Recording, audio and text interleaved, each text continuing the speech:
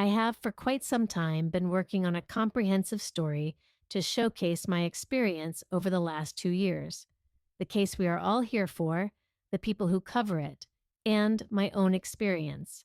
I struggled to get the words from my mind onto paper because this community has nonstop sharp turns, deceit, and so many lies to sift through, it seemed impossible. I have finally started to draft the final copy. This is the introduction. Egos and Ellipses.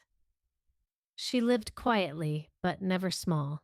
To the outside world, she looked like a recluse, a woman tucked away with her dogs and her notebooks, a little strange maybe, and certainly private.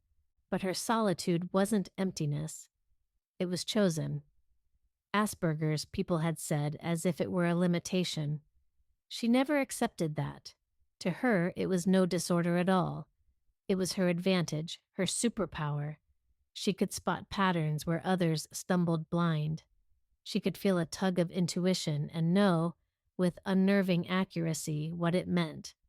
With age and reflection, she came to trust this gift, to wield it. She was competitive, restless, always learning, always mastering one craft before moving to the next, her curiosity bottomless. She had lived through abuse, through years where cruelty was normal, and it carved into her the kind of resilience that doesn't flinch when threatened.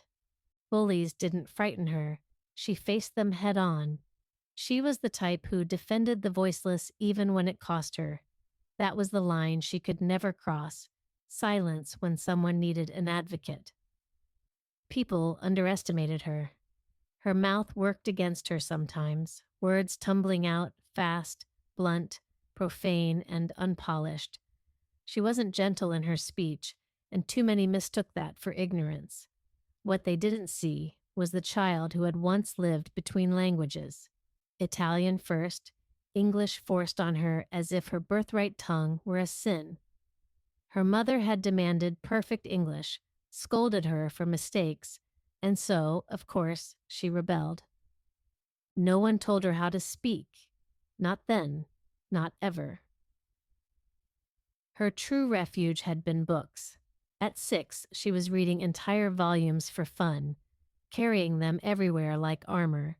When social encounters became unbearable, she opened a page and vanished, diving into other worlds as easily as others breathed. She learned the world through ink, not instruction, and from those pages she absorbed not only knowledge, but a way of writing that immersed others the same way. It became her art, her gift, her defiance. So when people accused her of using AI to write, she was offended. The ideas were hers, the fire, the depth that came from her. If a machine smoothed out her grammar, so what? She knew grammar. She simply didn't worship it. Ellipses felt better than full stops. Your and your were interchangeable when context made the meaning clear. These weren't mistakes, they were her signature. She was brilliant, and she knew it, an IQ of 146, but she laughed at the irony of not tying her shoes until age 10. That was Asperger's, a strange balance of genius and delay. But it was hers, and she'd never trade it. Her life online wasn't driven by loneliness, though she knew loneliness intimately. It was boredom that pushed her into the digital world.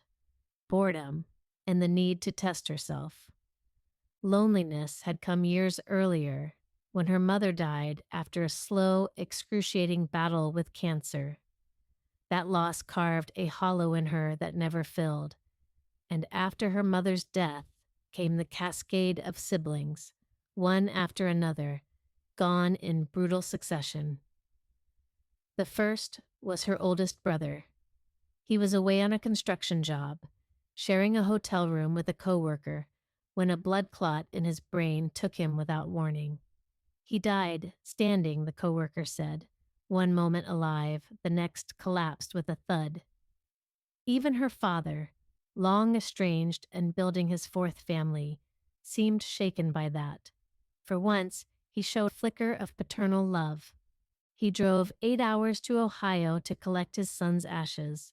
It stirred in him old ghosts, memories of his own brother who had died decades earlier, stabbed in the throat with an ink pen after throwing drunks out of a bar, choking on his own blood. Death, it seemed, stalked their family like a shadow. The second sibling was her older sister. Fentanyl. She lingered in a coma, machines keeping her tethered until her children, weary and broken, agreed to let her go. Her oldest child was nearly the writer's age, forced to make a decision no child should have to face. Then came Tessa. This death split her open in a way the others hadn't. Only 3 years separated them. They weren't just sisters.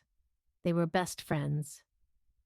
Tessa, wild and adventurous, had gone to New Orleans to bartend during Mardi Gras. The writer never suspected the heroin addiction that claimed her. She found out in the cruelest way, waking up to a flood of text messages, condolences pouring in before she even understood why. That was how she learned Tessa was gone. The shock nearly broke her. Her fifth sibling followed, another overdose, another life lost to heroin's grip. By then, grief felt like a recurring nightmare she couldn't wake from. And then Shane, her brother, her sparring partner in childhood, the one who fought with her so fiercely that no babysitter would take the job. Yet, as adults, he became her protector, her closest confidant. He was the one who always had her back, the one who stood between her and the world's cruelty. Losing him was like losing her armor. Each death tore something from her, yet also carved her into someone stronger, sharper, and unwilling to waste her life on cowardice or conformity. So when she stumbled into the online storm around Gypsy Rose Blanchard, she didn't come as a fangirl or a casual observer. She came armed, with her voice, her sharpness, her defiance. Gypsy was everything she despised, a fraud who feigned disability, conned charities, seduced strangers, and plotted a mother's murder. She had pretended to be paralyzed for years, milking sympathy and free trips, yet walked when it suited her, sneaking off for secret trysts. Then came the killing. Brutal, cold. The story she told afterward, that she was a prisoner, a victim of medical abuse, was a performance polished enough to fool the masses. And the masses loved her. Social media lit up with documentaries, interviews, fan accounts. Strangers cooed over her escape story, painting her as a warrior. Meanwhile, her boyfriend, the poor fool she had wrapped around her finger, was sentenced to life in prison. Gypsy walked away with a slap on the wrist. The writer watched the frenzy with disgust. Here was a society cheering for a manipulator, handing sympathy to a liar, while the real collateral damage rotted away in obscurity. And worse, anyone who dared question the narrative was torn apart by the mob. The forums were battlegrounds, praise for Gypsy on one side, silence demanded on the other. The writer didn't do silence. She entered the conversation like a storm, not to win friends, she didn't care about that, but to cut through the noise with truth, with the patterns she saw that others refused to. She wasn't polite about it either.